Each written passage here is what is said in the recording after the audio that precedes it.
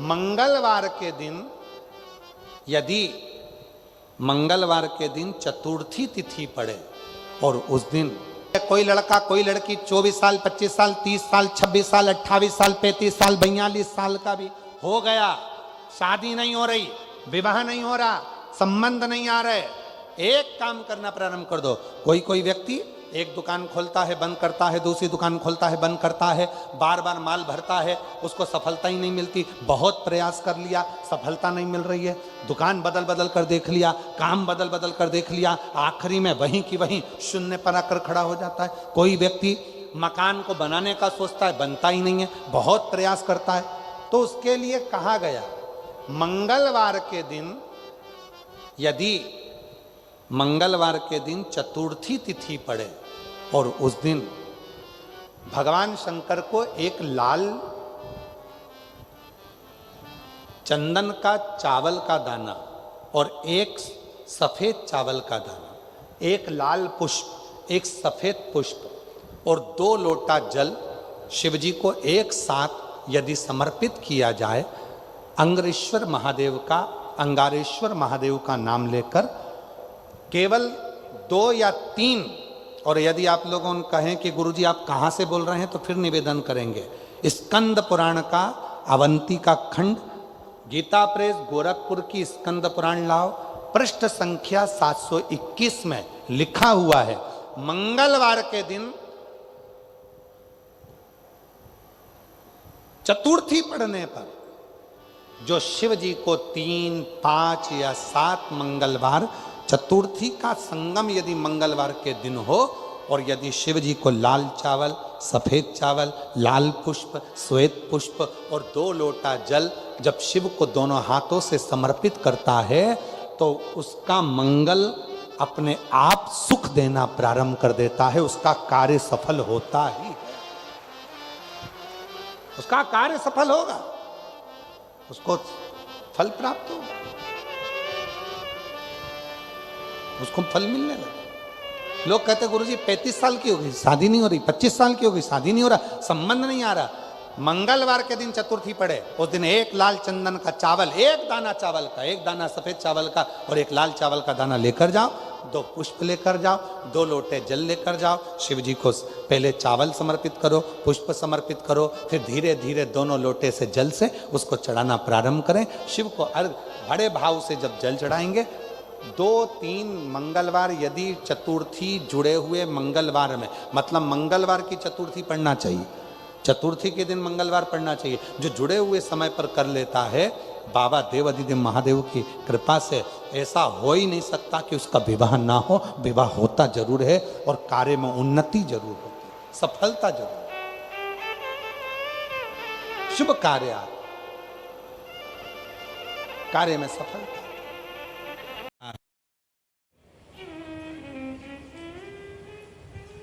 भाई भाई को अपशब्द कह देता है, उसको दिमाग से निकलने में कितने दिन लग जाते हैं।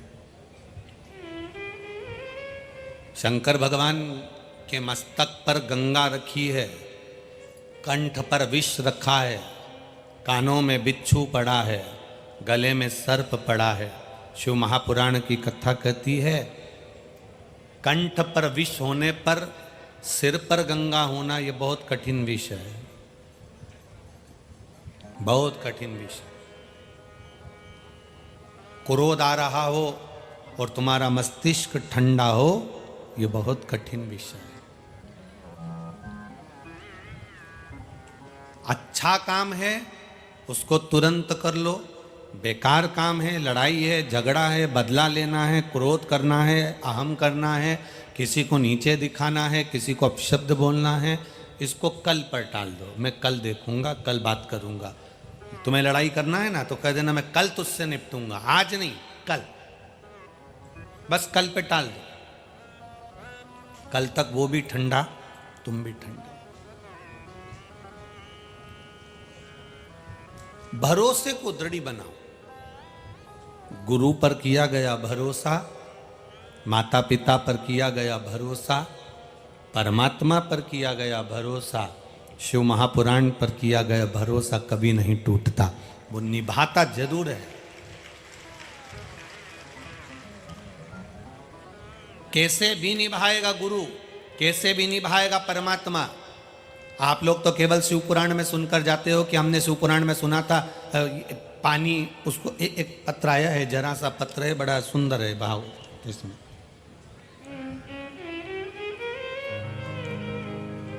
मैं प्रेम सिंह बेस वाशिंग से हूं, मेरा मोबाइल नंबर ये है। कहीं बैठे हो प्रेम सिंह जी तो हाथ हिला सकते हो। मेरा नाम प्रेम सिंह बेस है, मैं वाशिम, मेरा मोबाइल नंबर ये है।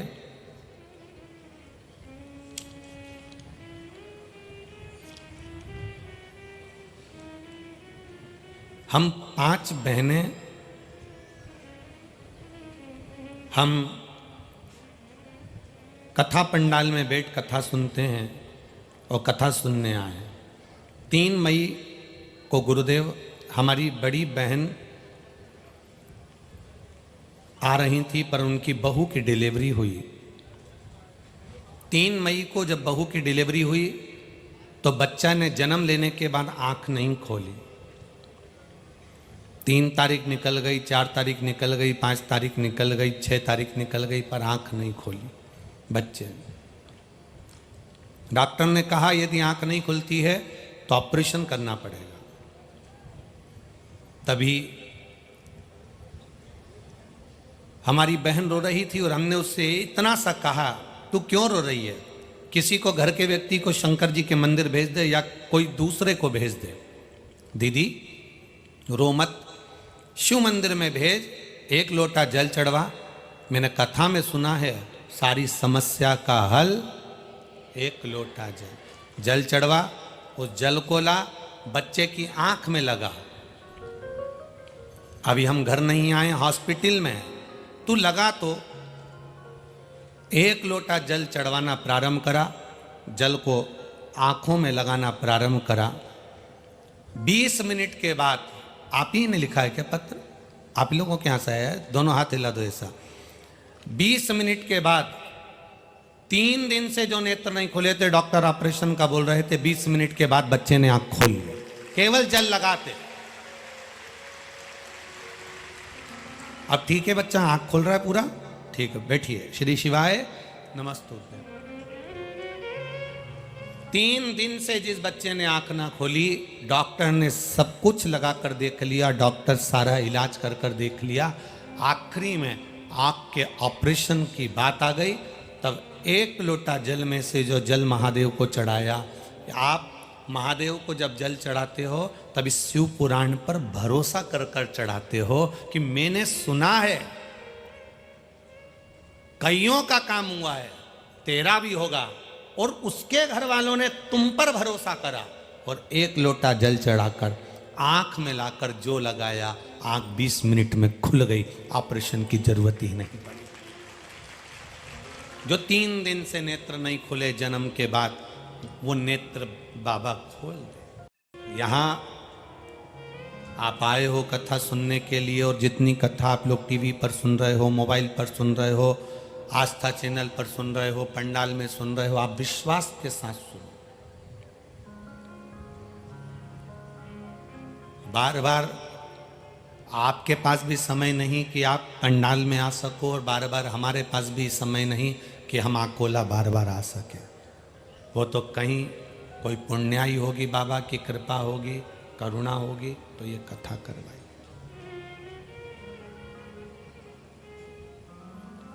बहुत कठिन है, बहुत।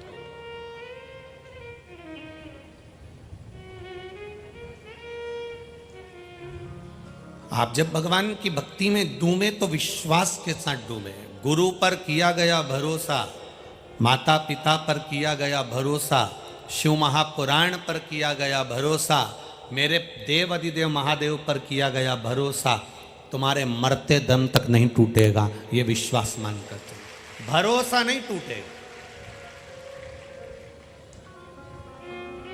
आपने उसको याद किया, वो आया। कितना सुंदर संवाद है। आश्रम में एक माता रहती है और वो माँ जल भरने जा रही है और छोटा सा बच्चा दूध बुआ, दूध पीने वाला,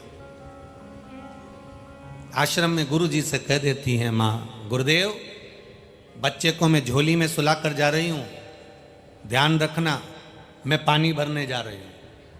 बच्चे को झोली में सुला दिया। संत गुरु से कहा, गुरु से कहकर वो माता जल भरने चल दी। थोड़ी दूर माता पहुंची, उसके मन में आया गुरु जी तो सुबह के समय अनुष्ठान करने बैठ जाएंगे, तप करने बैठ जाएंगे, साधना करने बैठ जाएंगे, मेरा बच्चा अकेला झोली में पड़ा रहेगा, वो रोएगा, गुरु जी ध्यान नहीं दे पाएंगे। कोई हिंसक पशु पक्षी आ गया, मेरे बच्चे को खा गया तो दिक्कत हो जाएगी। गुरु जी के आश्रम में वो माँ वापिस दौड़ कर चली गई, दौड़ कर गई। गुरु जी अपने साधना में लग गए, इसने अपने बच्चे को उठा लिया और जल भरने चली गई। अब बच्चे को साथ में लेकर झोली में बांधकर जल भरने चली। अब जल भरने के लिए जब माँ गई, यहाँ पर गुरु जी के नेत्र खुले। 1 घंटे के बाद जब गुरु जी के नेत्र खुले तो गुरु जी ने बच्चे को देखा, झोली हिलाई, बच्चा नहीं था। गुरु जी खड़े हुए, झोली में देखा बच्चा नहीं, पूरे आश्रम में देखा बच्चा नहीं, सबसे पूछा बच्चा नहीं। बच्चे को ढूंढ ढूंढ कर गुरु जी थक गए। तब गुरु जी ने विचार करा, बच्चा नहीं मिल रहा तो करूं क्या, मेरे भरोसे पर छोड़ कर गई है, मेरे विश्वास पर छोड़ कर गई है। तो गुरु जी ने एक दुर्बा पड़ी थी, उस दुर्बा को उठाया, घास को उठाया, कुशा को उठाया और झोली में डाल दिया। झोली में डाला तो उस कुशा को डालने से एक बच्चा जन्म ले लिया। जब वो माता अपने बच्चे को और पानी लेकर वापिस आश्रम में आई,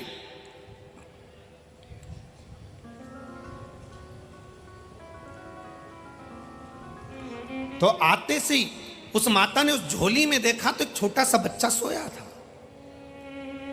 माता ने गुरुजी से पूछा, गुरुदेव मैं तो अपने बच्चे को लेकर चली गई थी, फिर ये झोली में बच्चा कहां से आ गया? इतने में गुरुजी ने कहा, तू मेरे विश्वास पर, मेरे भरोसे पर मुझको कहकर गई थी और मैंने जब उठकर देखा बच्चा नहीं था, इसलिए मैंने ये कुशा डालकर इस बच्चे को जन्म दे दिया। वो कोई दूसरी नारी नहीं थी, माता सीता थी, जिनके झोली में एक बेटा लव पहले था और जो कुश से पैदा हो गया उसका नाम कुश था। विश्वास, गुरु पर अगर भरोसा करा है, शिव पुराण पर भरोसा करा है तो कहीं से भी करेगा, कैसे भी करेगा। गुरु को लगा कि बच्चा नहीं है तो उन्होंने बच्चा कुश से बना दिया, दुर्बा से बना दिया, डाब से बना दिया, पर बच्चा सामने ला दिया, क्योंकि तुमने भरोसा उस गुरु पर करा है। अगर तुमने भरोसा शिव महापुराण पर करा है, भगवान शंकर की कथा पर करा है, शिव भक्ति पर करा है, जिस मंदिर में जल चढ़ाने जाते हो, 1 लोटा पानी चढ़ाने के लिए जाते हो, उस शिवलिंग पर आपने भरोसा करा है, आपने कुबेरेश्वर धाम पर भरोसा करा है, भगवान शंकर की कथा पर भरोसा करा है, महाकाल राजा पर भरोसा करा है, आपने राजराजेश्वर पर भरोसा करा है, गजानन महाराज पर भरोसा करा है, स्वामी समर्थ पर भरोसा करा है, तो तुम्हारा वो भरोसा टूटेगा नहीं, वो टूटने देंगे नहीं, ये निश्चित है। आप भरोसा दृढ़ क्यों नहीं बनाते? आप विश्वास दृढ़ क्यों नहीं करते? कई लोग आएंगे आपके पास में आकर कहेंगे हम सब कुछ कर सकते हैं, हम पर विश्वास करो, हम पर भरोसा करो। कोई आएंगे कहेंगे आपसे श्री शिवाय नमस्तुभ्यम बोलने से कुछ नहीं होगा, ये मंत्र जपो, वो मंत्र जपो, ऐसा करो, वैसा करो। तो उनसे भी कह देना, हमने शिव महापुराण की विद्येश्वर संहिता में लिखा हुआ देखा है, श्री शिवाय नमस्तुभ्यम कहने वाले का केवल मुख का दर्शन कर लिया जाता है तो हजारों अश्वमेध यज्ञ का पुण्य फल प्राप्त हो जाता है। और आप कह रहे हो कि श्री शिवाय नमस्तुभ्यम नहीं जपना चाहिए, तो शिव महापुराण की विद्येश्वर संहिता में क्यों लिख दिया? वेद व्यास जी ने क्यों वर्णन कर दिया? किस लिए वर्णन कर दिया? श्री शिवाय नमस्तुभ्यम का मतलब होता है हम भगवान शंकर को प्रणाम करते हैं, नमस्कार करते हैं, उनको प्रणाम करते हैं। और प्रणाम, नमः शिवाय का मतलब भी होता है कि हम तुम्हें नमन कर रहे हैं।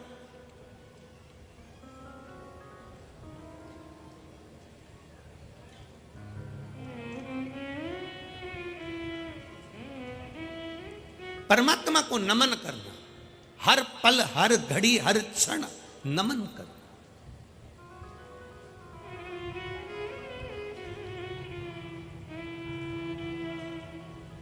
बहुओं से निवेदन है, अपने मायके जाओ ना, सास को नमन कर कर जाओ, सास तुम्हें 500 का नोट जरूर देगी, पक्का है। तुम्हें नहीं देगी तो तुम्हारे बच्चों को देगी। कहाँ जा रहा है नानी, क्या ले ये 100 रुपए ले, ले ये 50 रुपए ले। बोलो जी जी सही है कि गलत है? सास देगी।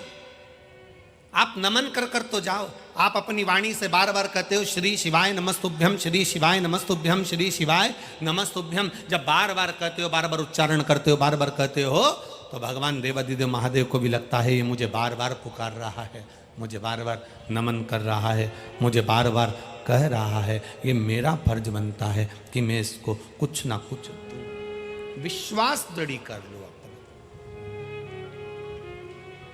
और जब तुम्हारा विश्वास दृढ़ हो जाए, जब तुम्हारा भरोसा दृढ़ हो जाए, समझो जीवन का सबसे बड़ा सुख प्राप्त हो गया, जीवन का सबसे बड़ा आनंद प्राप्त हो गया। मीरा, कर्मा, नामदेव, ध्रुव, प्रहलाद, संत तुकाराम जी, संत एकनाथ जी, संत ज्ञानेश्वर, संत श्री स्वामी समर्थ, संत श्री गजानंद महाराज, इनके पास में था क्या? इनके पास में विश्वास था। नामदेव जी को मंदिर के अंदर नहीं जाने दिया, नामदेव जी को उठाकर मंदिर के पीछे पटक दिया। अब मंदिर के पीछे ना तो कोई मूर्ति थी, ना कोई भगवान था, ना कोई पूजन का स्थान था, पर नामदेव जी मंदिर के पीछे पड़े हैं। कुछ भी नहीं था मंदिर के पीछे, केवल मंदिर के पीछे की दीवार थी, पर कुछ था नामदेव जी के पास, तो उनका विश्वास था। उन्होंने कहा ई वे विठ्ठल, ऊ वे विठ्ठल, विठ्ठल बिना भव पार नहीं। तो मंदिर का दरवाजा बदल गया, मंदिर का दरवाजा बदल गया। केवल विठ्ठल विठ्ठल विठ्ठल, विश्वास, भरोसा।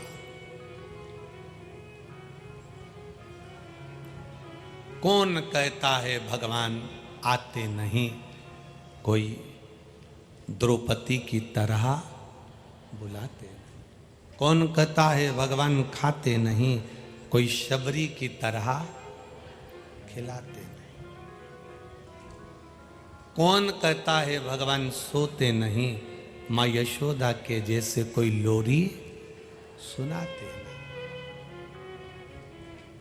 कौन कहता है कि मेरा महादेव सुनता नहीं है?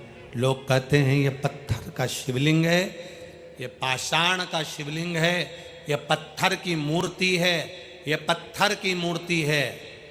हम कहते हैं दिल से पुकार कर देखना, पत्थर की मूर्ति भी सुनती है, पत्थर की मूर्ति भी श्रवण करती है। दिल से पुकार कर देखना, सुनेगा वो।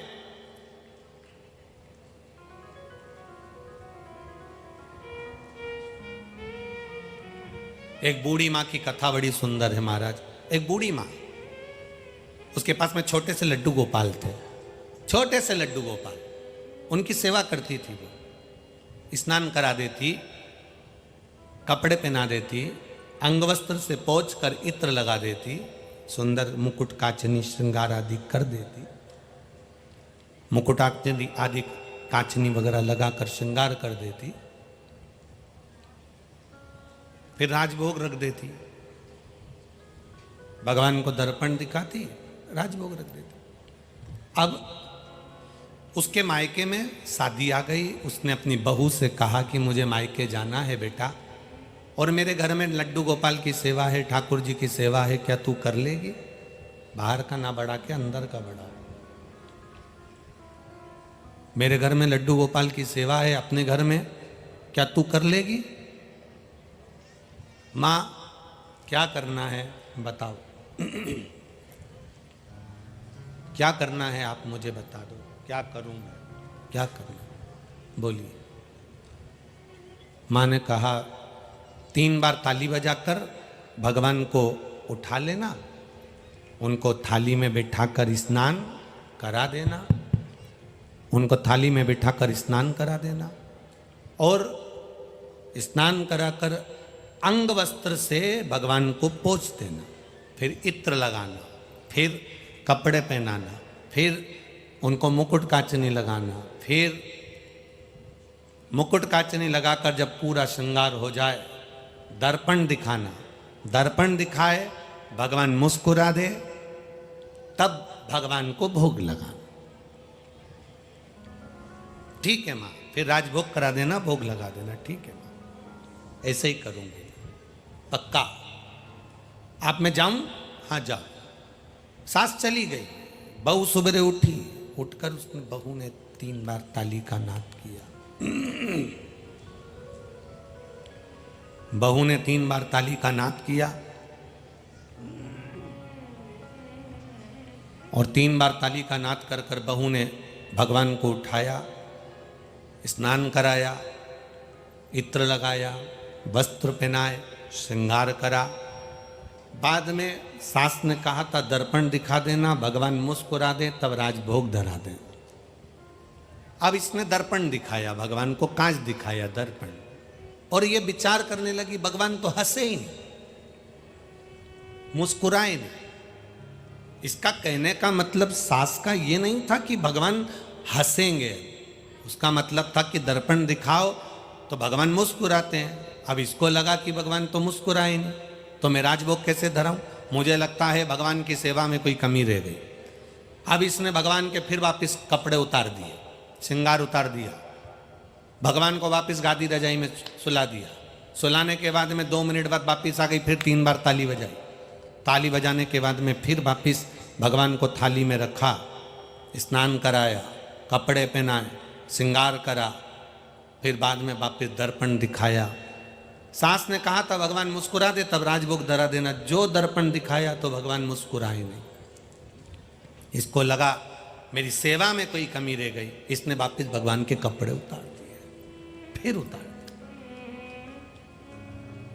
फिर भगवान को स्नान कराया, फिर श्रृंगार करा, फिर दर्पण दिखाया, भगवान मुस्कुराए नहीं। अब इसको कौन समझाए? पीतल की मूर्ति है, कोई मुस्कुराएगी क्या? ये तो हृदय का भाव होता है। सास ने कहा था भगवान मुस्कुरा, मतलब दर्पण दिखाओ तो भगवान मुस्कुराते हैं, ये सास के सहज भाव था, पर भगवान नहीं मुस्कुराए। इसने वापिस कपड़े उतार दिए, फिर सुला दिया। सवेरे 7 बजे से भगवान को बार बार निला रही, श्रृंगार करा रही, दोपहर की 3 बज गई। भगवान भी मन में सोच रहे,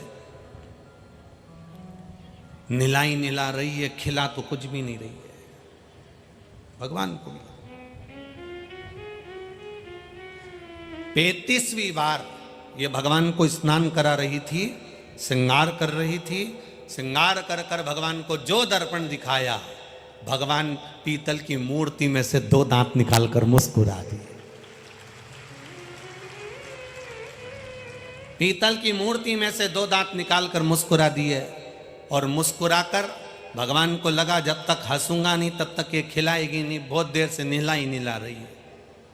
भगवान मुस्कुराए और तुरंत अब उस बहू ने कहा ठाकुर जी से, इतनी बार नहाए तुम अब मुस्कुराए?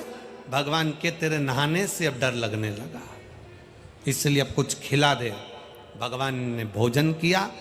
अब तो बहू प्रतिदिन भगवान का श्रृंगार करती, वस्त्र पहनाती, और वस्त्र पहनाकर जो दर्पण दिखाती भगवान पहली बार में ही हंस देते, क्योंकि भगवान को मालूम है फिर नवा देगी, ये फिर नहलाएगी, ये बार बार नहलाएगी। इससे अच्छा है कि मैं मुस्कुरा दूं, मैं हंस दूं। भगवान फिर मुस्कुरा देते। सास आ गई, सास ने बहू से कहा तो श्रृंगार पूजन कर रही है बढ़िया, बिल्कुल।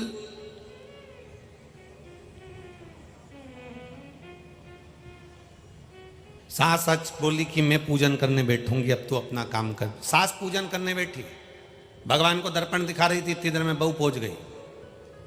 दर्पण दिखा के सास ने रख दिया और भगवान को राजभोग दे दिया। इतने में बहू ने कहा नहीं नहीं, तुम ही तो कह के गई थी भगवान मुस्कुराए तब राजभोग देना, अभी तो हंस ही नहीं है। सास ने कहा पगली कोई पीतल की मूर्ति हंसती है क्या? बहू कहती कैसे नहीं हंसती, तुम हटो। सास को हटा के जो बहू ने दर्पण दिखाया, भगवान फिर दांत निकाल कर हंस दिए, फिर हंसे। अब भगवान जैसे ही मुस्कुराए, सास ने बहू को गले से लगाकर कहा री बेटा, सेवा मैं भी करती हूं और सेवा तू भी करी, पर मेरा विश्वास आज भी ये पीतल की मूर्ति पीतल की ही रही, पर तेरा विश्वास इतना पक्का था कि पीतल की मूर्ति में भगवान है तो वो प्रकट भी हो गए। आपका विश्वास क्या कहता है, आपका भरोसा क्या कहता है, आपकी दृढ़ता क्या कहती है, आपका विश्वास क्या कहता है? पत्थर की मूर्ति को पत्थर की ही मानोगे तो वो पत्थर की ही रहेगी, पत्थर की मूर्ति को भगवान मान लोगे तो वो भगवान ही रहेगा। आपका विश्वास जो कहेगा, पत्थर की मूर्ति में से वो प्रकट होगा। मानो तो मैं गंगा मां हूं, ना मानो तो बहता पानी। आपका विश्वास क्या कह रहा है? इतने लोग कथा में आए, एक एक व्यक्ति से कोई माइक लेकर पूछ ले कि तुम क्यों आई हो कथा में, लोग कह देंगे हमारा विश्वास है। हम जानते हैं, हम अगर कथा सुनने आए हैं, हम इतनी दूर चलकर उसके दरवाजे तक आए हैं, तो एक ना एक दिन वो भी हमारे दरवाजे तक जरूर आएगा। ये हमारा विश्वास है, ये हमारा भरोसा कर रहा है, ये हमारी दृढ़ता कर रही है, ये हमारा विश्वास कर रहा है। हम उसके दरवाजे तक पहुंचे हैं तो वो हमारे दरवाजे तक आएगा। खाली न जाता दर से तुम्हारे, मैं भी खड़ा हूं बाह पसारी, अपने हृदय लगा लो गिरा जा रहा हूं, उठा लो प्रभु अपने दर से, अब तो न टालो, गिरा जा रहा हूं, उठा लो। आप उसकी शरणागति विश्वास के साथ जब ग्रहण करें, आप उसकी शरणागति जब भरोसे के साथ ग्रहण करें, बढ़ाओ उसकी शरणागति आप विश्वास और भरोसे के साथ जब ग्रहण करें, तो आप ये मानकर करना कि हमारा शिव हमारे साथ है, हमारा शंकर, हमारा ओघड़दानी, हमारे शिव, हमारे बाबा, हमारे भोलेनाथ हमारे साथ है। ये विश्वास होना चाहिए, ये भरोसा होना चाहिए। आप लोगों में से शिव मंदिर कितने लोग जाते हैं, जरा हाथ उठाइए।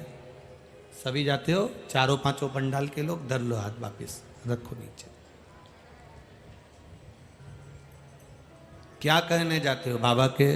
आप शिव मंदिर में जाते हो तो जो शंकर जी के मंदिर में जो देवाधिदेव महादेव बैठे हैं, जो भगवान शिव के मंदिर में भगवान देवाधिदेव महादेव विराजमान है, उसको क्या मान कर जा रहे हो? क्या कहने जा रहे हो? क्या माना आपने उसको? कौन है वो जिसके मंदिर में आप पहुंचकर भगवान देवाधिदेव महादेव के पास में जाकर एक लोटा जल समर्पित कर रहे हो? आखिर उसको आप मानते क्या? शिव महापुराण की कथा कहती है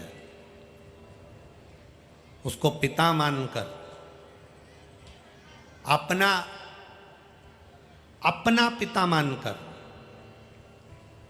अपने दिल की बात सुनने वाला, उसको बाबा मानकर, उसकी चौखट पर जाकर, उसके दरवाजे पर जाकर उससे अपनी दिल की बात कहोगे तो वो श्रवण कर लेगा। भटकाएंगे लोग, पर अपनी चित्तवृत्ति को मत तोड़ना। बहुत 7 दिन निकाले हैं तुमने और बहुत दूर दूर से कथा सुनने आए हो। अपनी बैग में भी पानी बिस्कुट सब रखा है। सावधानी से कथा सुनो और अपने जीवन को आनंद पाओ। बहुत सावधानी से सुनो।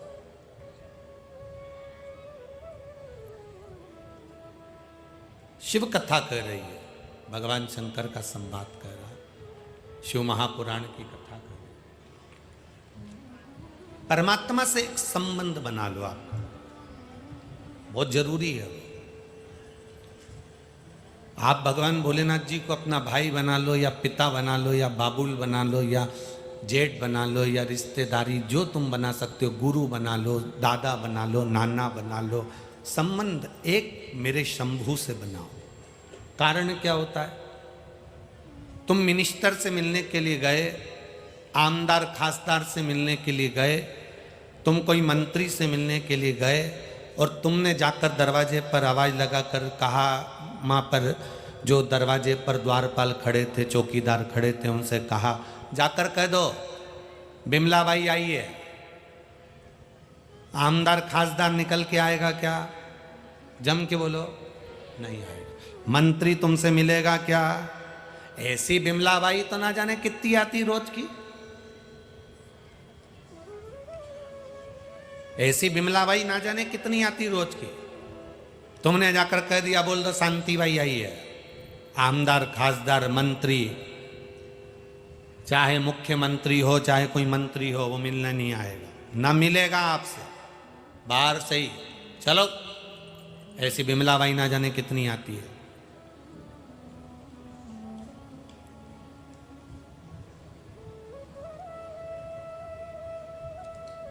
कितनी आई? चलो यहां से जाओ। इतने में तुमने कह दिया, जाकर कह दो मंत्री जी से, जाकर कह दो विधायक जी से, जाकर कह दो सांसद जी से, आमदार खासदार से बोल दो, मंत्री जी से जाकर बोल दो कि उनके मौसी की लड़की आई है बिमला। जा बोलो तो जरा जाके। और जो इतने में किसी ने अंदर जाकर कहा कि साहब तुम्हारी मौसी है ना, जो यहाँ रहती है इचल करेंजी में या वासिम में रहती, उनकी लड़की आई है बिमला। इतने में अंदर से खबर आई, जाओ लेके आ जाओ, उनको वहाँ बिठा लो, अभी मैं मिलता हूँ। अब रिश्तेदारी थी तो आमदार खासदार भी मिल लिए, रिश्तेदारी थी तो मंत्री भी मिल लिए, रिश्तेदारी थी भले दूर की थी पर रिश्तेदारी थी तो कोई ना कोई तुमसे मिल लिया। अगर रिश्तेदारी नहीं होती तो धक्का मारकर निकाल देते, धक्का मार। ऐसी ही रिश्तेदारी हमें हमारे बाबा से बना लेना है। क्यों रिश्तेदारी इसलिए बना लेना? जब हॉस्पिटल में कोई बीमार पड़ता है, बहुत सारे लोग बीमार पड़ते हैं हॉस्पिटल के अंदर, बहुत मरीज आते हैं हॉस्पिटल के अंदर। क्या पूरे अकोला के लोग घूमने हॉस्पिटल में रोज मरीज को देखने जाते हैं क्या? बोलो, जम के बोलो रे, नहीं जाते। वासिम के हॉस्पिटल में ढेर सारे आए, अमरावती के हॉस्पिटल में ढेर मरीज आए, तो क्या पूरे अमरावती के लोग मिलने जाते हैं? नहीं। अमरावती के हॉस्पिटल में, वासिम के हॉस्पिटल में, अकोला के हॉस्पिटल में कोई मरीज आया और उसका कोई रिश्तेदार यहाँ अकोला में, वासिम में, अमरावती में रहता है, तो वो रिश्तेदार हॉस्पिटल में मिलने जाता है। बोलो सही है कि गलत है? बोलो बोलो, जम के बोलो। रिश्तेदार मिलने के लिए जाता है। उसी तरह हमारा शंकर भगवान से अगर कोई संबंध हो गया और हमारे ऊपर कोई दुख आ गया, कोई तकलीफ आ गई, तो हमारा रिश्तेदार भी हमसे मिलने जरूर आएगा, ये निश्चित है।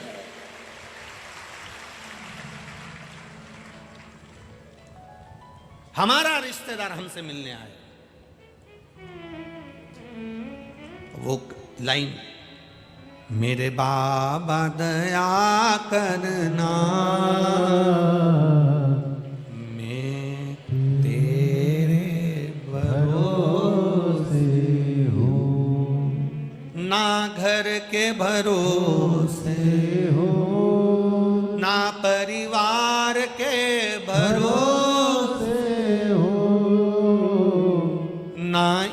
उनके भरोसे हूँ, ना उनके भरोसे हो।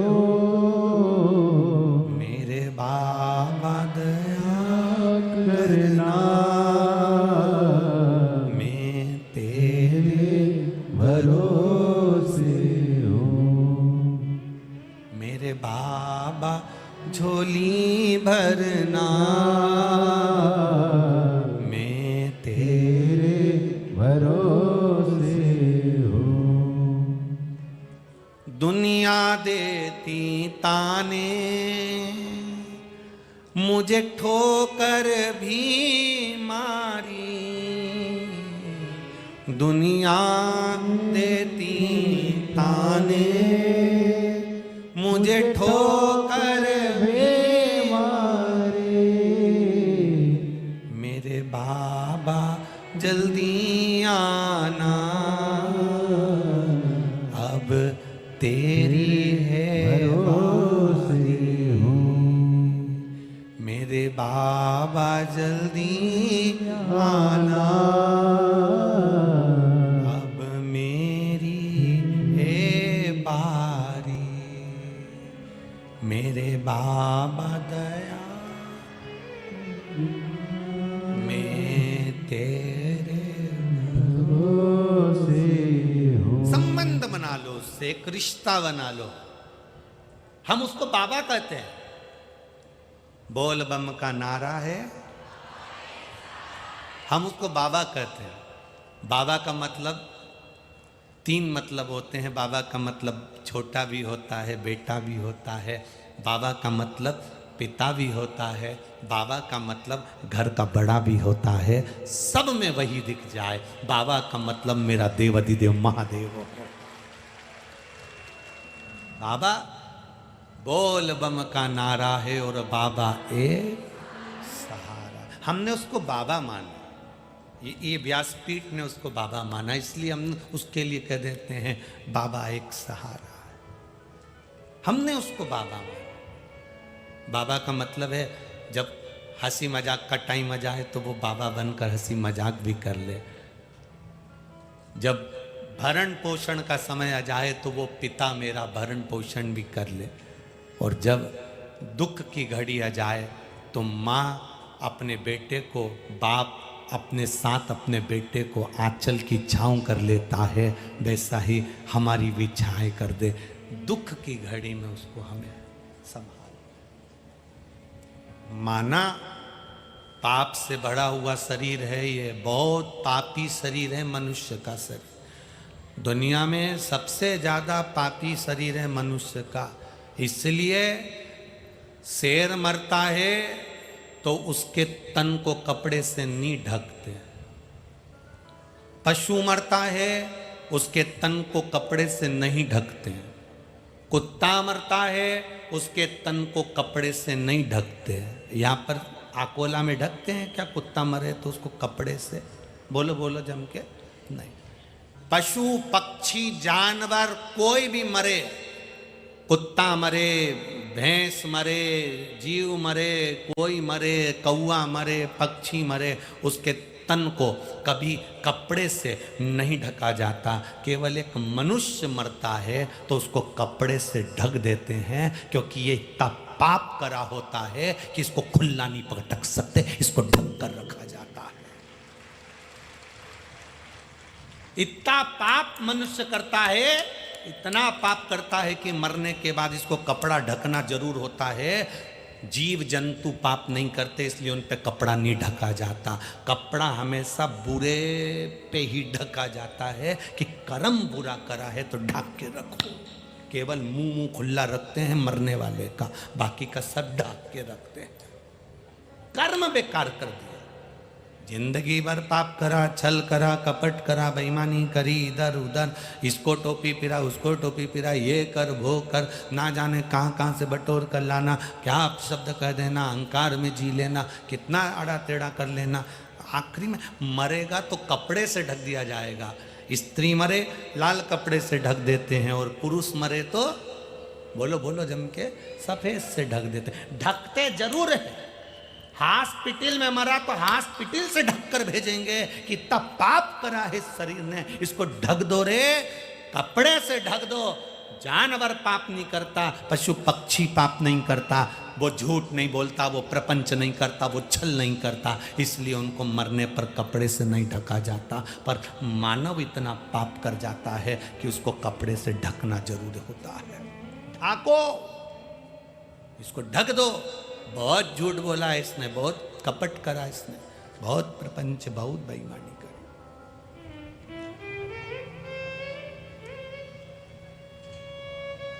राम राम जपना और पराया माल, मुख में राम और बगल में छुरी, ये श्रेष्ठता है। ढक दो इसको। मानव के शरीर को कपड़े से ढका गया, जीव जंतु जानवर के शरीर को नहीं ढकते, क्योंकि वो पाप नहीं करता, गलत कृत्य नहीं करता। शेर खुद का शिकार करता है, मांस खाता है। शेर कभी घास, बोलो बोलो जम के, नहीं खाता। खरगोश गलत चीज नहीं खाता, मांस नहीं खाता, केवल शाकाहारी। हमारे यहाँ पशु पक्षियों को देखना, जो शाकाहारी है वो शाकाहारी रहता है मरते तक। जो मांसाहारी पशु है, पक्षी है, वह मरते तक मांसाहारी रहता है। केवल एक मनुष्य ही ऐसा है, ये कभी भी कुछ भी खा जाता है, इसका ठिकाना ही नहीं है। आधे समय मांसाहारी रहता है, आधे समय शाकाहारी रहता है। जो मिल जाए उसे निपटा जाओ। अब जरा विचार करिए कि ये पशु पक्षी अपने नियम से जीते हैं। मांसाहारी पशु पक्षी मांसाहारी रहेगा और शाकाहारी शाकाहारी रहेगा। केवल एक मनुष्य ऐसा है, ये कभी भी कुछ भी खा सकता है, जो मिल जाए निपटा जाएगा। ठेले पर गया तो चाउमीन मिल गई तो चाउमीन, और मालूम पड़े कहीं वेज कहीं कुछ कहीं नॉन वेज, जो मिल जाए वो खा जाएगा। बस चले तो ये आदमी को पूरा निकल जाए, बस चले तो लोगों की पूरी प्रॉपर्टी निकल जाए, बस चले तो पूरा वैभव निकल जाए। ये मानव है, इसको कपड़े से ढको। ये जैसे ही मरे तो हॉस्पिटल में मरा तो हॉस्पिटल में कपड़ा ढक दिया, घर में मरा तो घर में उसको कपड़ा ढक दिया, क्योंकि इसने पाप बहुत करा है। इसको कपड़े से ढक कर रखो, कपड़े से ढक।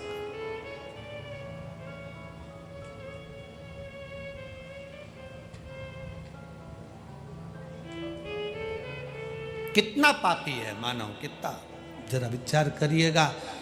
बहुत सावधानी की जिंदगी जीना रही मेरी जीजियों। शंकर जी से एक रिश्ता जोड़कर चलना। हमने उसको बाबा मनाए है तो आप भी बाबा मान सकते हो।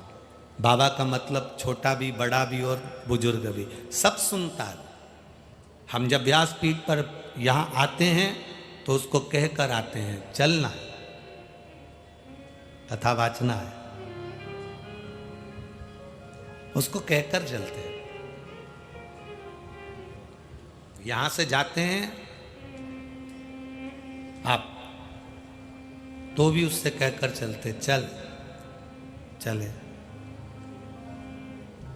आपसे भी निवेदन है, आप जब अपने घर से, तुम्हें लग रहा है व्यापार नहीं चल रहा, दुकान नहीं चल रही, तकलीफ आ गई, बच्चों का विवाह नहीं हो रहा, बच्चों की शादी नहीं हो रही, संतान नहीं हो रही, आपको लग रहा है तकलीफ है बहुत ज्यादा है।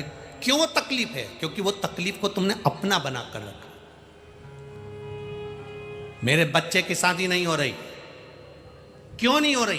क्योंकि तुम्हारे मुख से जब भी निकलता है एक ही शब्द निकलता, मेरे बच्चे की शादी नहीं हो रही, मेरे बेटे की शादी नहीं हो रही, मेरी बेटी का संबंध नहीं हो रहा, इसका संबंध नहीं जम रहा। तुम्हारे मुख से यह निकलना चाहिए, बाबा अब ये मेरा नहीं है, अब ये तुम्हारा। कभी मत कहो कि मेरे बेटे की शादी नहीं हो रही, उससे जाकर कह दो तेरे बेटे की शादी कब करेगा, अब कर देगा वो। क्योंकि तुमने अपना ट्रेडमार्क हटा लिया कि मेरे बेटे की शादी नहीं हो रही, तुमने अपना ट्रेडमार्क हटा लिया और तुमने कह दिया बाबा तेरी बेटी की शादी नहीं हो रही है, बाबा तेरे बेटे की शादी नहीं हो रही है। बहुत लोग हंसेंगे, तेरी बेटी है, मंदिर आती है, जल चढ़ाती है, तुझ पर बहुत भरोसा करती है, तेरी बेटी की शादी नहीं होगी तो तू सोच जरा, विचार कर। कितना सुंदर संवाद है। भगवान गणेश जी महाराज का हाथी का मुंह लगा है, सदानंद कार्तिकेय बहुत सुंदर हैं। पार्वती जी ने शंकर भगवान से कह दिया सबसे पहले शादी मेरे गणेश की होना चाहिए। ये पार्वती जी कह रही हैं सबसे पहले शादी मेरे गणेश की होना चाहिए। शिव जी ने कहा तो ढूंढ लो, तुम्हारे गणेश की शादी करना है तो ढूंढो। पार्वती जी ने कह दिया था सबसे पहले शादी मेरे गणेश की होना चाहिए। अब जब तुम्हारा गणेश है तो ढूंढो। पार्वती जी ने 33 कोटि देवी देवताओं की मीटिंग करी, बुलाया और बुलाकर कहा मेरे गणेश के लिए लड़की देखो। सारे देवताओं ने लड़की देखी, पर कौन पिता होगा कि मनुष्य के शरीर पर हाथी का मुंह लगा हो, ऐसे को अपनी लड़की दे देगा? आप में से कोई हो सकता है ऐसा जिसको हाथी का मुंह लगा हो? जरा सा किसी की आंख में तकलीफ होती है तो लड़की नहीं देते, किसी के हाथ में तकलीफ हो तो लड़की नहीं देते, किसी के कान में तकलीफ हो तो लड़की नहीं देते, किसी की नाक टेढ़ी हो जाए तो लड़की नहीं देते। जरा सा विचार करिए तो कौन हाथी के मुंह वाले को अपनी लड़की दे देगा? 33 कोटि देवी देवता ढूंढ ढूंढ के थक गए, लड़की नहीं मिली। पार्वती जी की आंख में जल भरा और माता पार्वती जी ने आज शंकर भगवान से जाकर कहा जिस पुत्र का तुमने सिर काटा था, जिसको तुमने हाथी का सिर लगाया था, उसकी सारी जवाबदारी तुम्हारी है। तुम्हारा बेटा है, तुमने सिर काटा था, तुमने हाथी का लगाया था, तो जवाबदारी तुम्हारी है। उसकी शादी तुम्हें करना है, तुम्हें संभालना है, तुम्हें करना है। बस इतना कहा और महादेव ने नारद जी को बुलाया और नारद जी को बुलाकर कहा जाओ, प्रजापति विश्वरूप जी की 2 कन्या हैं, ये मैं जो भी चीज़ देता हूँ वो छप्पर फाड़ कर देता हूँ, जरा सा नहीं देता। आपने कथाओं में देखा होगा, लोग संतान मांगते हैं तो भगवान संतान भी एक नहीं देता, 2 दे देता। जा भगवान कृष्ण ने एक एक रानी के साथ बैठकर भगवान शंकर की आराधना करी। एक रानी को 1 संतान दे देना थी, पर भोलेनाथ जी ने 11 संतान दी। 1,77,186 भगवान कृष्ण के बच्चे हुए। इतनी औलाद दे दी भगवान शंकर ने। शिव जी ने कहा जाओ प्रजापति विश्वरूप जी की कन्या से बात करो, जाकर कहो। देवऋषि नारद ने जाकर कहा विवाह पक्का हो गया। क्यों? पार्वती मैया अभी तक कह रही थी मेरे बेटे की शादी नहीं हो रही है। पार्वती जी ने कह दिया तुमने जन्म दिया। आप भी मंदिर में जाकर कह दो तेरे बल पर जी रही है, तेरी औलाद है, तेरा बेटा है, तेरी बेटी है, तेरी दुकान है, तेरी बहू है, और उसकी झोली खाली है। 10 साल 12 साल 8 साल संतान नहीं हुई उसको। मंदिर आती है, जल चढ़ाती है, तुझ पर जल चढ़ा रही है, तेरी बहू है, तेरी बेटी है, और झोली खाली हो जाए। अभी तक तुम अपनी बहू मानते थे, अभी तक तुम अपनी दुकान मानते थे, अभी तक तुम अपनी फैक्ट्री मानते थे, अपनी फैक्ट्री अपनी दुकान। अब उसकी कर दो। उसकी फैक्ट्री किसकी? मेरे बाबा की। दुकान किसकी? बोलते जाओ, बाबा की। बहू किसकी? बाबा। बेटा किसका? बोलो बोलो, जम के बोलो, बाबा का। बेटी किसकी? बाबा की। तो अब दुकान भी कौन चलाएगा? बाबा। फैक्ट्री कौन चलाएगा? बाबा। लड़का कौन ढूंढेगा? बहू कौन ढूंढेगा? और झोली कौन भरेगा? बाबा। अपना टेंशन खत्म। तुम तो बेहतरीन अपनी जिंदगी जियो, अब वो जाने उसका काम।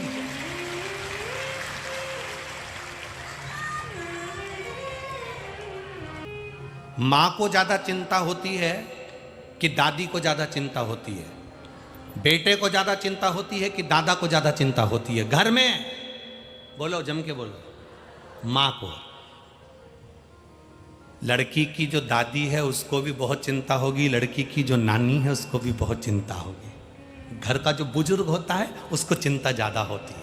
मेरा बाबा आपके घर का बुजुर्ग है, उसको चिंता होना चाहिए। दादी फोन लगा के बोलेगी हमारी छोरी के लिए देखो ना, मैं जिंदा हूं ना तब तक पोती को ब्याह कर दूं, हमारी नातन का ब्याह कर दूं ना, मैं देखो ना मेरी छोरी की छोरी है ना, उसका शादी करना है, मेरे छोरा का छोरी है ना, उसकी शादी करना है। जितनी तो माँ को चिंता नहीं, जितनी बाप को चिंता नहीं, उतनी दादा दादी को चिंता, उतनी नाना नानी को चिंता। दादा दादी जहां भी जाते हैं लड़की के लिए लड़का देखते हैं, लड़के के लिए लड़की देखते हैं। शादी में इसलिए जाते नहीं तो वो जाए नहीं शादी में, डोकरा डोकरी कभी नहीं जा, वो जाते इसलिए कि लड़के के लिए लड़की देखेंगे, लड़की के लिए लड़का देखेंगे। नाना नानी शादी में क्यों जाते, इतनी अवस्था में बूढ़ाते में इसलिए जाते हैं, मेरी लड़की के लिए लड़का देख लूंगी, उस बेटी की बेटी के लिए और बेटी के बेटे के लिए बच्चा, वो देखने के लिए जा रहे हैं। आप छोड़ो ना उस पर।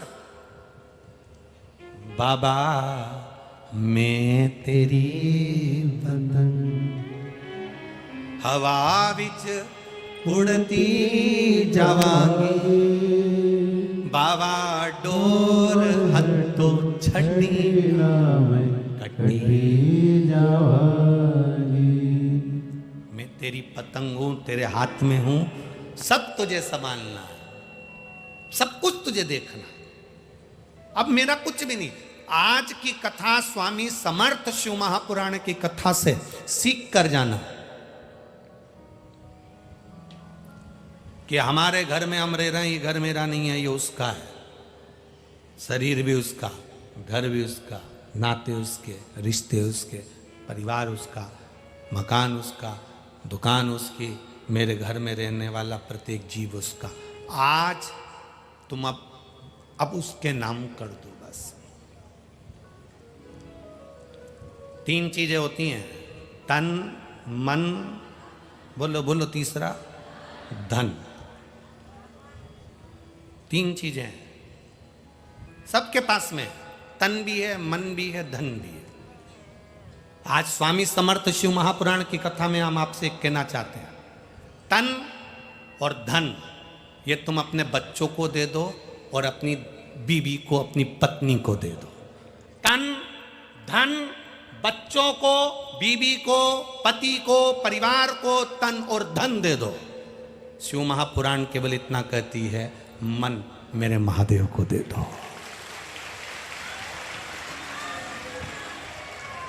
बोल बम का नारा है। तन धन बीवी बच्चों को दो, परिवार को दो, मत दो किसी को भी। ये तन और धन तुम अपने परिवार को, अपने बीवी बच्चों को दे दो। केवल एक चीज, क्या? तुम्हारा मन। बस ये दिल मन ये तुम महादेव को दे दो। जितना तुम मन महादेव को दोगी ना, मंदिर भी जाओ ना तो तन और धन से नहीं, मंदिर जाना तो मन से जाना, जल चढ़ाना तो मन से चढ़ाना, बोलना तो मन से बोलना, पुकारना तो दिल से पुकारना। बस तुमने तन और धन परिवार को दे दिया, बीवी बच्चों को दे दिया, और मन अगर महादेव को दे दिया, बस अकेला मन मेरे महादेव को दिया, उतने में तुम्हारा काम हो जाएगा। क्योंकि राम कथा भी तो कहती है, निर्मल मन सो मोहि पावा। केवल मन ही तो चाहिए।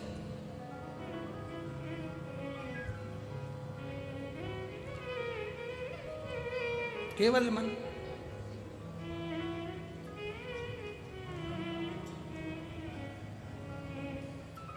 महाराज वो कहते ना, देहाची तिजोरी भक्ति चाच ठेला, उघड़दार देवा उघड़दार। ये देह की तिजोरी में भक्ति को संभाल कर रखिएगा। क्या दिया आपने भगवान को? कोई घर के लोग आपसे पूछें कि आप कथा में गई थी, कथा में जाकर तुमने क्या दिया, तो कह देना मैंने कुछ दान करा कि नहीं करा। पर आज स्वामी समर्थ शिव महापुराण की कथा के विराम पर, समापन पर मैंने एक चीज दान दे दी, और वो अपना दिल, अपना मन महादेव को दे दिया। बस आज की दक्षिणा में मैंने मन दिया है बाबा को। आज से नहीं कहूंगी कि ये घर मेरा है, ये दुकान मेरी है, ये परिवार मेरा है। आज से कहूंगी कि ये घर महादेव का, परिवार महादेव का और मेरा पूरा जीवन महादेव का। आज से नहीं कहूंगी तन धन सब तुम्हारा, पर मन महादेव। जिसका है उसको दे दो। क्या लाए थे? तुम लोग आए थे जब ऊपर से, या सियोर वाला महाराज आया था ऊपर से, तो कोई जमीन जायदाद लेकर आए थे, सोना चांदी हीरा पन्ना।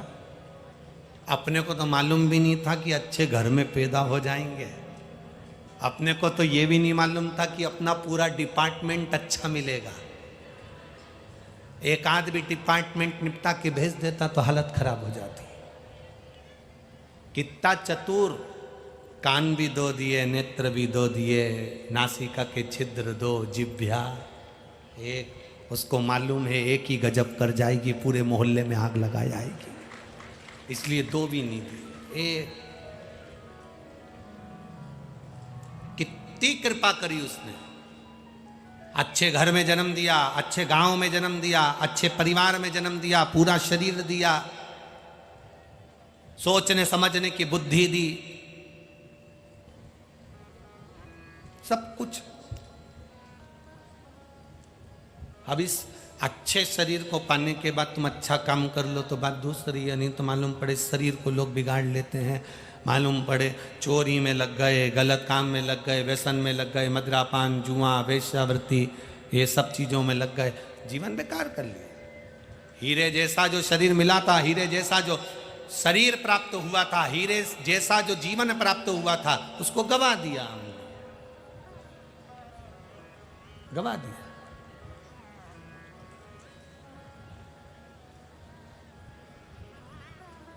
उस शरीर को पाने के बाद सुख का अनुभव किया जाए।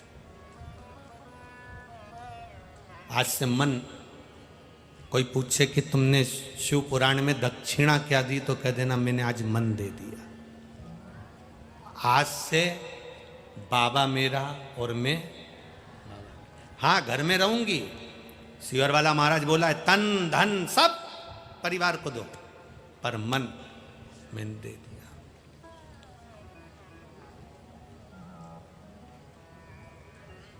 मीराबाई ने क्या दिया था? क्या था मीराबाई के पास? संत तुकाराम जी के पास क्या था? नामदेव जी के पास क्या था? कर्माबाई के पास में क्या था? कोई धन था क्या? बेबहू था, सत्ता थी, बहुत करोड़ों की पूंजी थी, कुछ नहीं था। केवल वो आरती में आप लोग गाते हो ना, तन मन धन सब है।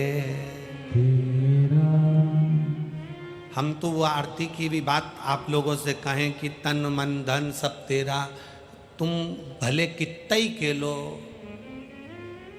कितना ही के लो, पर तुम ना तन भगवान का कर सकते हो ना धन भगवान का कर सकते हो। इसलिए उसकी बात ही नहीं करी अपन ने। तो करी क्या? हम धन की भी बात नहीं कर रहे कि तुम धन भगवान को दो कि तन भगवान को दो, ये तो तुम पूरे परिवार को दे दो, पूरी प्रॉपर्टी अपने बच्चों को दो, जीवन पति पत्नी को दे, पत्नी पति को दे, माता पिता को दे, अपने कुटुंब को दे, अपने परिवार को दे। हमें उससे भी मतलब नहीं, हमें तो केवल मतलब है तुम्हारे मन से। मन, अब हम ये नहीं कहेंगे कि तन मन धन सब कुछ तेरा। अब तो एक ही बात रहेगी, केवल ये मन हमने बाबा तुमको दिया, बस ये दिल तुझको दिया ओ भोलेनाथ, ये क्या कर दिया ओ भोलेनाथ। आपका, आपके परिवार का, आपके कुटुंब का, आपके कबीले का, आपके परिवार का पूरा बोझ उठाने की जवाबदारी मेरे देवाधिदेव महादेव की है। तुम्हारा बोझ वो उठा सकता,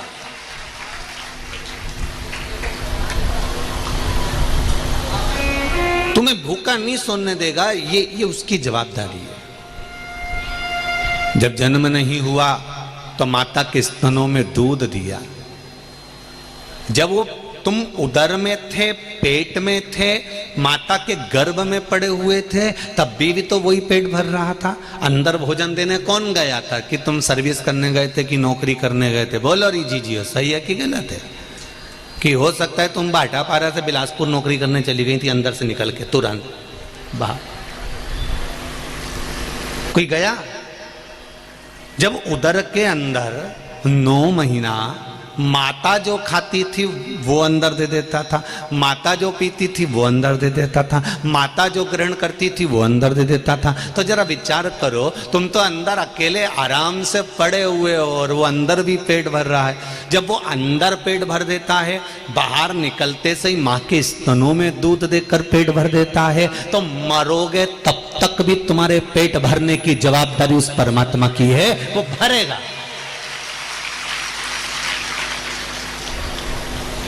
पर पेट भरने की जवाबदारी परमात्मा की है, पेटी भरने की नहीं।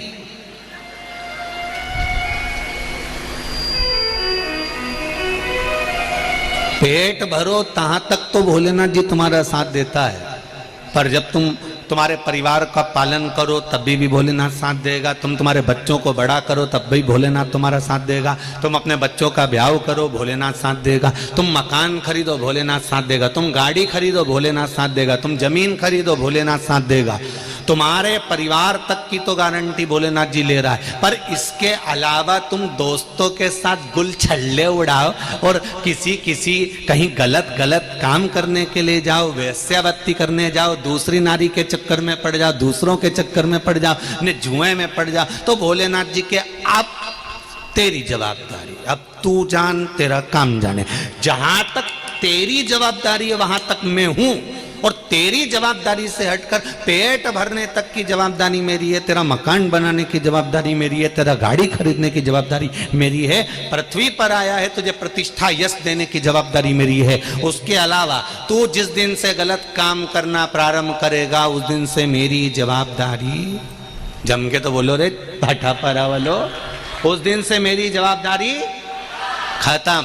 अब पेट भरने तक की जवाबदारी मेरी थी, अब पेटी भरने की जवाबदारी फिर तेरी है। तू 1 का 2 कर, चाहे 2 का 4 कर, और 4 करने के बाद तू भले 50 का 100 कर, और 100 करने के बाद पूरी जिंदगी रोकल 100 अब तेरे मन।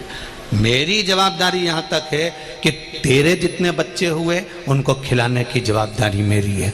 मैं खुद नौकरी पैसा सब, तुम किसी गरीबड़े की बेटी की शादी देखना, उसके पास में कुछ भी नहीं होता तो भी शादी मेरा भोलेनाथ कराता है। कहाँ से कराता है ये वो जानता है। किसी के घर में बच्चा जन्म लेता है तो वो भाग्य लेकर पैदा होता है। किसी के यहाँ कोई मरता है, उसका कैसे काम कराना है, कितना रुपया लगाना है, कितने में 12वां कराना है, कितने में 10वां कराना है, ये भी भोलेनाथ जी कराता है। तुम्हारे जन्म से लेकर मृत्यु तक की सारी जवाबदारी मेरे शंकर की है। बस इतना याद रखना कि जब तक तुम सतमार्ग पर चलते रहोगे, जब तक तुम नेक मार्ग पर चलते रहोगे, जब तक तुम अच्छे मार्ग पर चलते रहोगे, तब तक जवाबदारी मेरे शंभू की है। जिस दिन तुमने अपना मार्ग बदल लिया, गलत मार्ग पर जाने लगे, वेश्यावृत्ति करने लगे, दूसरे नारी के चक्कर में पड़ गए, कहीं व्यसन के चक्कर में पड़ गए, मांसाहार मदिरापान वेश्यावृत्ति या बहुत ज्यादा उड़ाने लगे, अपनी शहंशाही दिखाने के लिए बहुत कुछ दिखाने लगे, तो फिर जवाबदारी उसकी समा, फिर वो करनी है।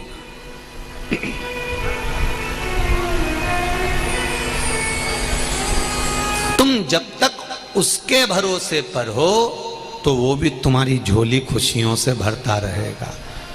भोलेनाथ दया करना, मैं तेरे भरोसे हूँ, मेरे बाबा दया करना,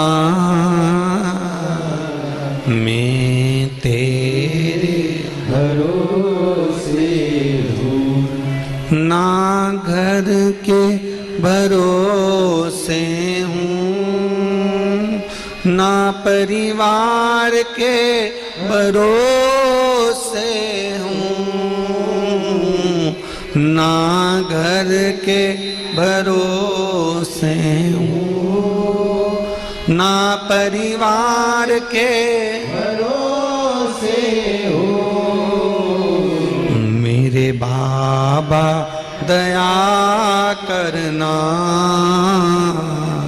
मैं तेरे भरोसे हूँ। भोलेनाथ दया करना, मैं तेरे भरोसे हूँ। आप जब तक उसके भरोसे पर रह रहे हो, जब तक आपकी जिंदगी उसके सहारे है, तब तक आपको दुख नहीं करना, वो संभाल लेगा। आज पूरे विश्व में नाग देवता की पूजन हो रही है, नाग पंचमी है। संपूर्ण सनातन वासियों को मेरी ओर से नाग पंचमी की बहुत बहुत बधाई। और चौरसिया समाज को आज बहुत बहुत संपूर्ण विश्व की चौरसिया समाज को हमारी ओर से बहुत बहुत नागपंचमी की बधाई हो, क्योंकि पूरा चौरसिया समाज कोई दूसरा नहीं है। संपूर्ण विश्व का चौरसिया समाज मेरे शेषनाग और भगवान के गले में रहने वाले वासुकी नाग के कृपा पात्र हैं, आशीर्वाद के पात्र हैं। संपूर्ण चौरसिया समाज को बहुत बहुत साधुवाद।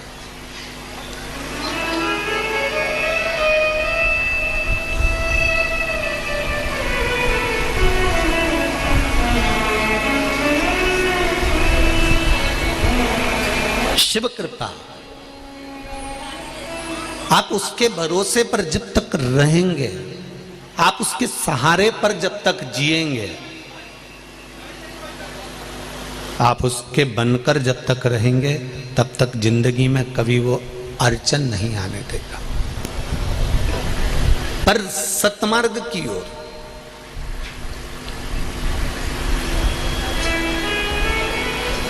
जैसे ही अभिमान बढ़ता है, जैसे ही अहंकार बढ़ जाता है, जैसे ही अभिमत्ता बढ़ जाती है, जैसे ही अहम व्यक्ति का बढ़ जाता है, वैसे कि वैसे ही फिर व्यक्ति नीचे की ओर आता जाता। आप कितने भी ज्ञानी क्यों ना हो, आप कितने भी विद्वान क्यों ना हो,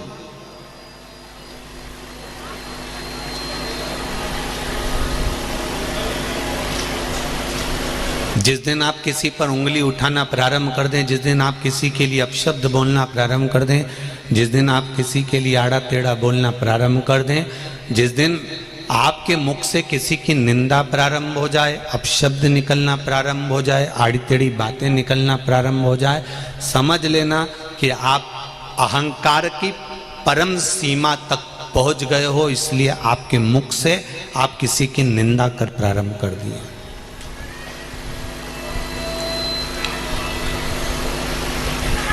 आप अभिमान की ओर बहुत अग्रण्य हो गए हो, आप अभिमत्ता की ओर बढ़ गए हो, इसलिए आपने किसी न किसी की निंदा करना प्रारंभ कर दी। अभी तक आप खुद को देखते थे, अब आप किसी न किसी के लिए उंगली उठा रहे हो, तो आपका जीवन अहमता में जी रहा। एक शिव भक्त था जिसका नाम था वेदनाथ, पर उसको के बेदू कहते थे।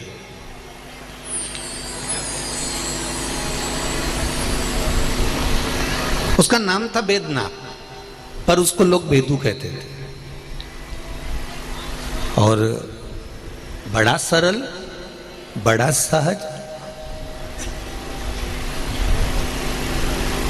दुनिया का सबसे कठिन काम है, सबसे कठिन काम दुनिया का अगर कोई है तो सरल बनना कठिन है।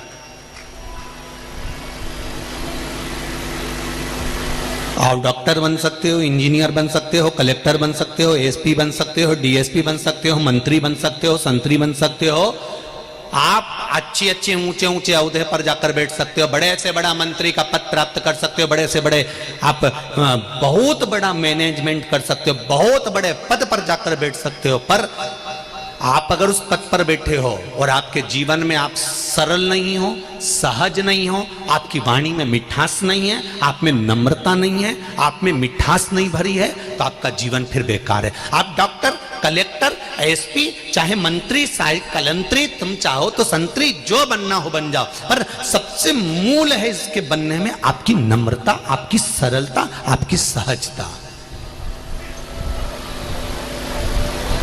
33 कोटि देवताओं में सबसे ज्यादा अगर कोई सरल है तो मेरे देव अधिदेव महादेव हैं।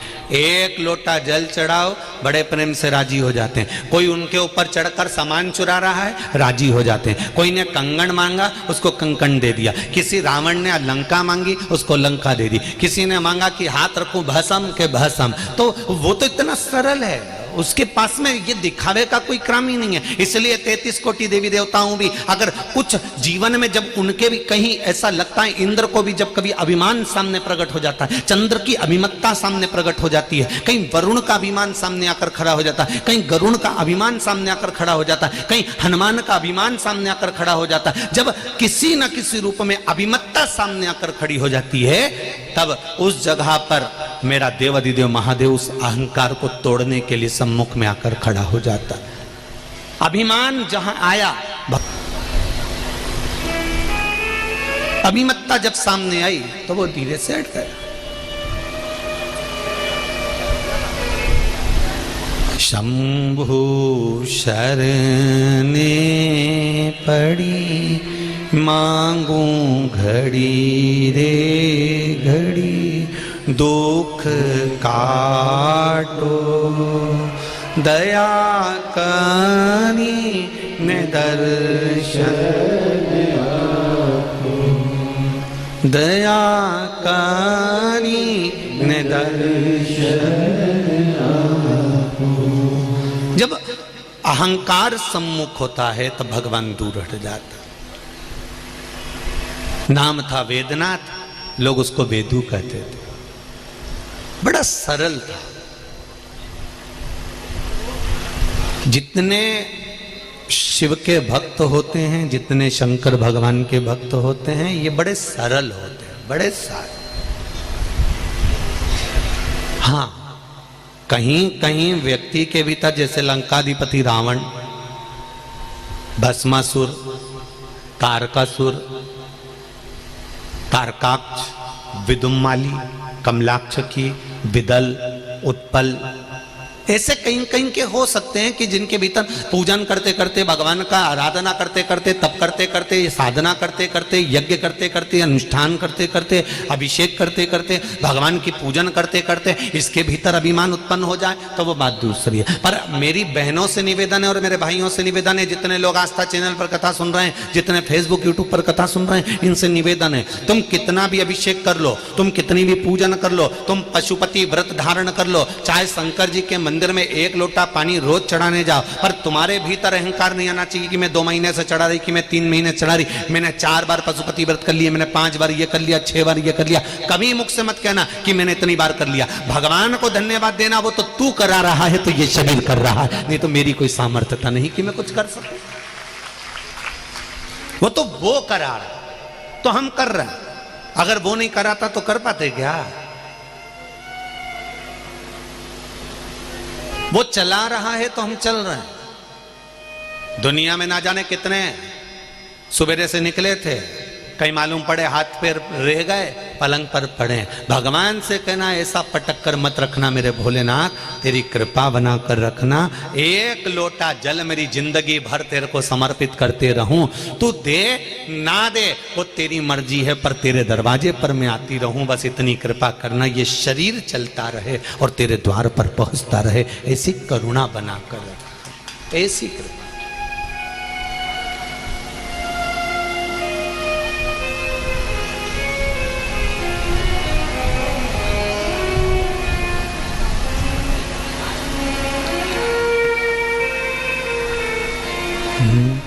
प्रभु अपने दर से अब तो न टालो, गिरा जा रहा हूँ, उठा लो प्रभु अपने दर से। अब तो न टालो, गिरा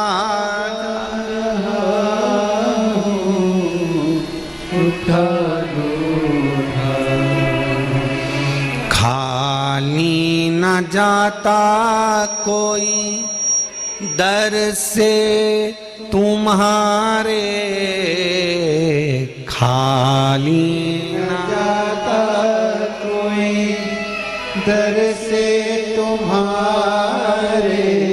मैं भी खड़ा हूँ नन्ही बाहें पसारे, मैं भी खड़ा हूँ नन्ही बाहें पसारे। अपने हृदय से लगा लो, लगा लो, गिरा जा रहा हूँ, उठा लो, उठा लो प्रभु अपने दर से। हे नाथ, इतनी कृपा करना कि तेरे दरवाजे पर पड़ा हूं, तेरा होकर आया हूं, तेरी चौखट पर खड़ा हूं और तेरा बनकर आया हूं। हम कथा में हमेशा कहते हैं, यहां भी कह रहे हैं, जितने लोग यहां कथा सुनने के लिए आए हैं इस पावन पंडाल में, भाटापारा के इस पावन डूम में पंडाल में बैठकर कथा सुन रहे हैं, आज कथा का पहला दिन है। तारीख, दिन, समय लिखकर रख लेना और 3 महीने मिलाना कि जो दिल से आपने मांगा था वो बाबा ने दिया कि नहीं दिया 3 महीने के अंदर। ये शिव है जिसके दरवाजे पर जो आ गया वो खाली कभी नहीं गया। जो दिल से पुकारता वो देता जरूर है।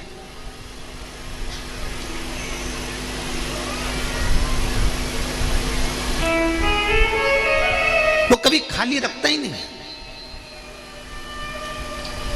हम पहले भी कहें, पहले के समय में भगवान बई खाता रखता था लिखने के लिए कि इसने इतना करा तो इसको इतना देना, इसने ये पुण्य करा तो इसको इसका फल देना, इसने ये पाप करा तो इसको इस पाप का फल ये देना। पहले के समय में बई खाता रखता था, तुरंत हिसाब देता है। जैसे ही तुमने पुण्य करा पुण्य का फल तुम्हारे हाथ में, जैसे ही तुमने पाप करा पाप का फल तुम्हारे हाथ में, तुरंत देता है। एक क्लिक करा भेरू सिंह साम निपटा दिया, फाइल ही निपटा दी। इतनी देरी तो करे ही नहीं वो आज के जमाने। और तुम खुद देख लो, तुम्हें कथा सुनते सुनते कितना साल हुआ? 2 साल, 4 साल, 6 साल, 3 साल, जितने साल से कथा सुन रहे हो, 2-2.5 साल से, 3 साल से, 4 साल से, तो जो कथा सुन रहे हो तो उसने तुमने लोटा भर के जल चढ़ाया और तुम्हारी सुनी, तुमने पशुपति व्रत करा और तुम्हारी सुनी, तुमने जरा सा मूंग का दाना चढ़ाया तुम्हारी सुनी। तो हिसाब तो तुरंत कर रहा है, लैपटॉप लेके बैठा है तुरंत। लीलाबाई आई, 3 बार आई, चौथी बार में काम जा खाता। उसने इतनी देर तो करे ही नहीं। पहले फाइल चलती थी, पहले हिसाब देखता था, अब नहीं देखता वो। उन्होंने कह दिया हिसाब तुम देखते रहना। 33 कोटि देवता से कह दिया ब्रह्मा जी तुम देखो, विष्णु जी तुम देखो, बाकी के जितना देवता उन्हें वो हिसाब देखता रहे। शंकर भगवान ने कहा मेरे पास हिसाब का कोई काम नहीं है। घर में कोई ना कोई सदस्य ऐसा रहता है जिसको हिसाब से कोई मतलब नहीं। बड़ा भाई तो 1-1 रुपया लिख के रखता है कि इसने इतने रुपए की किटी पार्टी करी, इतने का किराना आया, इतना का AC का बिल बना, इतना का ये सामान हुआ। जब 2-3 पार्टनर होते ना एक काम में, तो एक पार्टनर तो बिल्कुल भोला ही होता बापड़ा, और एक पार्टनर इतना चतुर 1-1 चीज लिख लेता है। गया था गाड़ी से बिलासपुर, उसका डीजल भी पेट्रोल पंप से डलवाया था, लिख लो लिख लो।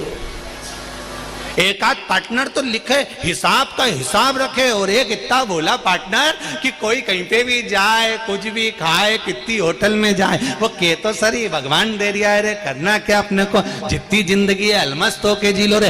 एक पार्टनर तो खूब दिल रखे और दूसरा अठन्नी अठन्नी लिखता फिर 500 रुपये लगा दिए, इसमें लगा दिए, उसमें लोग जोड़ जोड़ जोड़ जोड़ जोड़ जोड़। घर में भी ऐसा ही होता है, एक व्यक्ति पूरा हिसाब बना, एक व्यक्ति दिन भर, घर में भी 2-3 तरह के लोग हैं, एक हिसाब बनाता रहे, एक दिन भर घर में रहते कुड़ती रहे, 24 घंटा ही कुड़े, तुम्हारा भाई ये कर रहा है, तुम्हारा भाई इतना उजाड़ रहा है, तुम्हारा रिश्तेदार इतना उजाड़ रहा है, और तुम देख लो जोड़ जोड़ के मरी जा रहा है। वो एक कुड़े और एक लूटा, एक बिल्कुल भोला, सवेरे रोटी खाए, पोया जम के निपटाए और गाड़ी उठाए बुझ जाए, और शाम के फिर आए, अपनी धर्म पत्नी के गाड़ी में बिठाए, फिर घूम यार।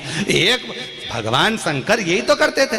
भगवान विष्णु हिसाब किताब में, ब्रह्मा जी लिखन पढ़न में, इंद्र देवता हिसाब में, सारा देवता हिसाब में, शंकर भगवान सुबह से शाम तक आंख बंद के खूब पड़ी रहे और खूब जोरदार आराम से भांग धतूरा चकाचक खाए पिए अलमस्त रहे। और शाम हुई और पार्वती से कहा नंदी पे बैठने गाड़ी जोड़ाई, मैं घूम फिर के वापिस। और जितने रास्ते में मिल गए जिनका कल्याण नहीं करा था उनको भी कह दिया जाए। मार्कंडे, मार्कंडे की उम्र छोटी सी थी, उसको तो बोल दिया था कि कम उम्र का रहेगा, उसने प्रणाम कर लिया, शंकर भगवान के आयुष्मान भव जा।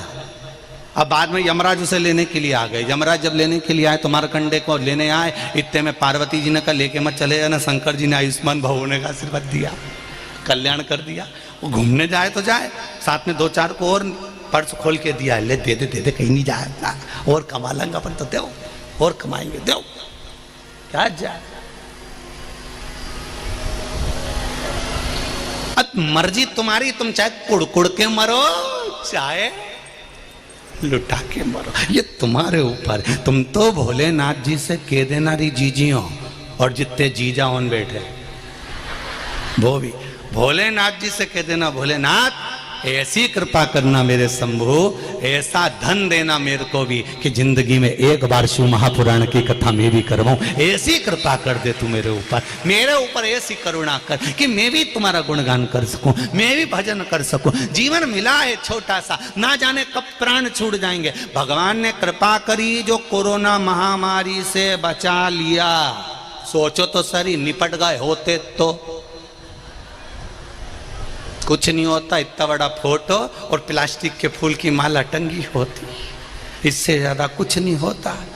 और 16 श्राद्ध में फोटो नीचे रखा था, कंडा जल के घी शक्कर छोड़ के मुंह में पूड़ी चिपका के फोटो पे लगा देते, इससे ज्यादा कुछ नहीं होता। वो तो भगवान को धन्यवाद दो जो कृपा हो गई कि अपने को जिंदा रख लिया और अपन भाटापारा में शिव महापुराण की कथा सुन रही, ये तेरी कृपा है दादा। फोटो नहीं टंगा, ये अच्छा, ये उसको धन्यवाद दो।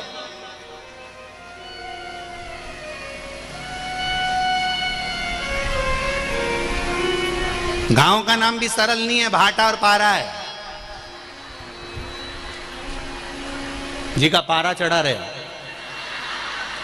और ज्यादा पारा चढ़ा तो भाटा भी साथ में, ये चले तो कोई साधारण है कहीं भाटा पारा। हमने आते आते आशीष से कह दिया था कि दादा देखना भाटा पारा पहुंचा रहे हो, ज्यादा तेज पारा चढ़ गया लोगों का तो भाटा हाथ में रखें, इसलिए अपन तो चुप रहेंगे। बिल्कुल, इसलिए शांति से कथा वाचना है, इसलिए तुमने देखा होगा अपन गाड़ी से चुपचाप आए।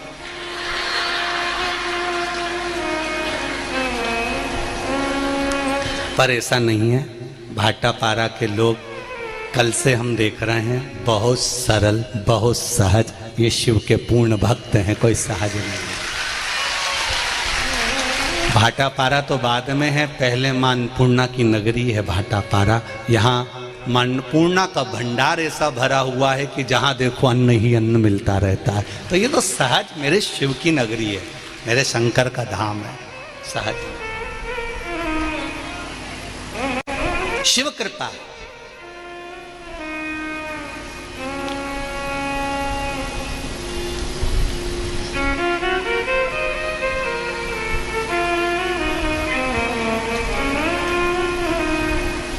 मेरे भोलेनाथ की उदारता, दया, ये इसीलिए कहते हैं